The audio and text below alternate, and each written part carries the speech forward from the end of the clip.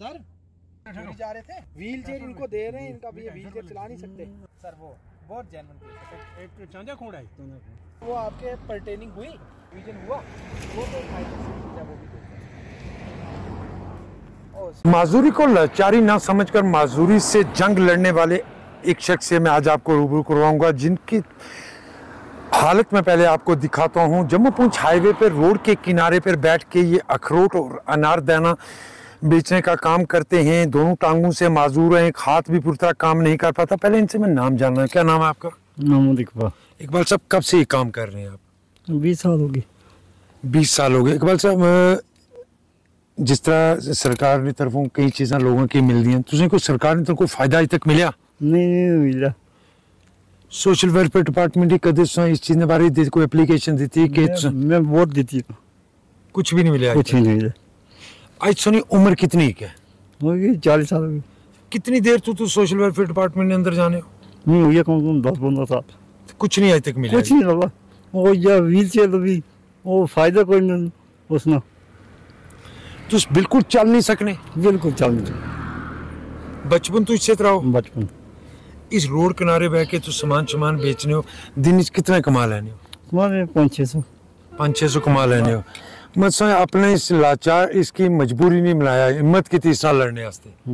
जी बिल्कुल आप देख सकते होंगे कि रोड के किनारे बैठकर ये शख्स किस तरह आपको काम करते नजर आएगा, क्योंकि आज लोग खास करके ऐसे नौजवानों के साथ साथ ऐसे लोग जो बिल्कुल चुस्त होने के बाद, तंदुरुस्त होने के बावजूद भी भीख मांगते हैं। मगर ये वो नौजवान उन लोगों के लिए मिसाल ज़रूर एक बड़ी है, क्योंकि जम्मू पूंछ हाईवे पर पतराड़े के नज़दीक ये शख्स बैठा हुआ है रोड के किनारे, जहाँ अखरोट और दीगर सामान इस वक्त वो बेच रहा है। मगर सबसे बड़ा सवाल इस वक्त अगर वो उठता है वो महकमा सोशल वेलफेयर या पर उठता है, क्योंकि जो सरकारी स्कीमें इन लोगों के लिए आती हैं वो इन तक नहीं पहुंच पाती हैं। जिसकी जिंदा मिसाल आपको मैं ये जम्मू पूंछ हाईवे पर दिखा रहा हूं, जहां ये शख्स जो पूरी तरह माजूर है रोड के किनारे बैठकर कारोबार कर रहा है, मगर सरकार की तरफ से मिलने वाली राहत या वो जो चीज़ें इनके लिए, जो सरकार की तरफ से इनके लिए स्कीमें लाई जाती हैं, वो इन जैसे लोगों तक नहीं पहुँच सकती। हालांकि इसकी तरफ से जरूर कहा गया, कई बार इसने महकमा से इस मामले को लेकर रुजू भी किया, मगर उसके बावजूद भी इसको आज तक कोई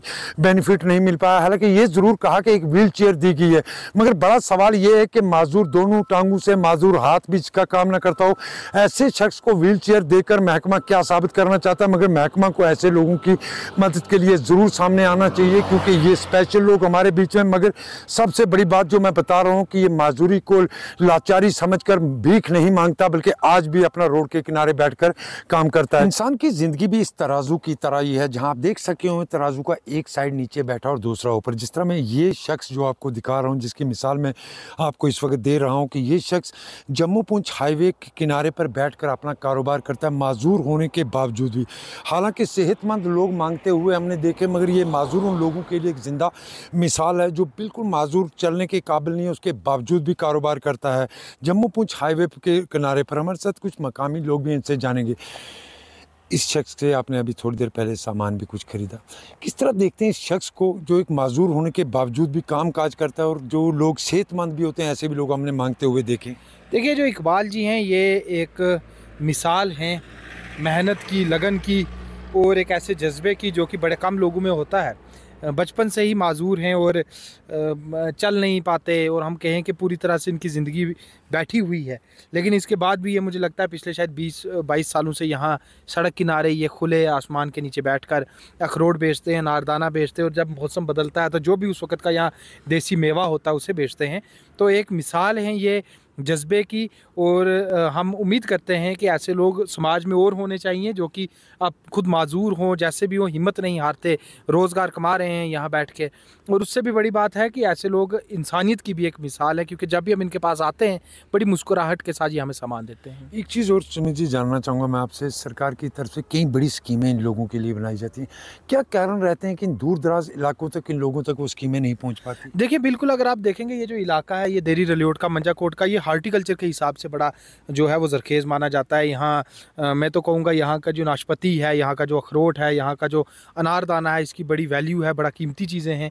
और अगर इकबाल जी जैसे लोगों को हार्टिकल्चर डिपार्टमेंट की तरफ से पूरी प्रमोशन मिले तो मुझे लगता है इनका कारोबार भी आगे बढ़ेगा, डिपार्टमेंट को भी इससे फ़ायदा होगा और ये तो एक इंटरनेशनल लेवल के रेपुटेशन वाले एक स्पेशली एबल्ड ट्रेडर बन सकते हैं। लेकिन बदकिस्मती है कि आज भी ये यहाँ कंबल बिछाकर यहाँ सड़क किनारे खुले बैठकर अपना सामान बेचते हैं और इनका तो मकसद ही यही है कि रोज़ाना 300-400 रुपया बन जाए तो ज़िंदगी चलती रहे, जबकि ये लोग जो हैं ये इंटरनेशनल फिगर्स बन सकते हैं। बिल्कुल, आप देख सकते हो ये लोग इंटरनेशनल फिगर बन सकते हैं क्योंकि ये ज़िंदा मिसाल है। मगर बड़ी चीज़ें जो ज़रूरी जो चीज़ मैं आपको बता रहा हूँ इस शख्स की, वो यही है कि अगर सरकार की तरफ से इन लोगों के लिए कई स्कीमें बनाई गई हैं, दूर दराज पहाड़ी इलाकों तक इन लोगों तक वो स्कीमें नहीं पहुँच पाती हैं। मगर बड़ा सवाल सरकार से ज़रूर है। हालांकि सरकार चाहे तो इस शख्स को एक मिसाल बनाकर पूरे जम्मू कश्मीर के अंदर, पूरे इंडिया के अंदर सामने ला सकती है, जो बिल्कुल माजूर होने के बावजूद जम्मू पूंछ हाईवे पर आप देख सकते होंगे अखरोट और अनारदाने का कारोबार करते हैं। जमशेद मलिक, गुलिस्तान न्यूज़,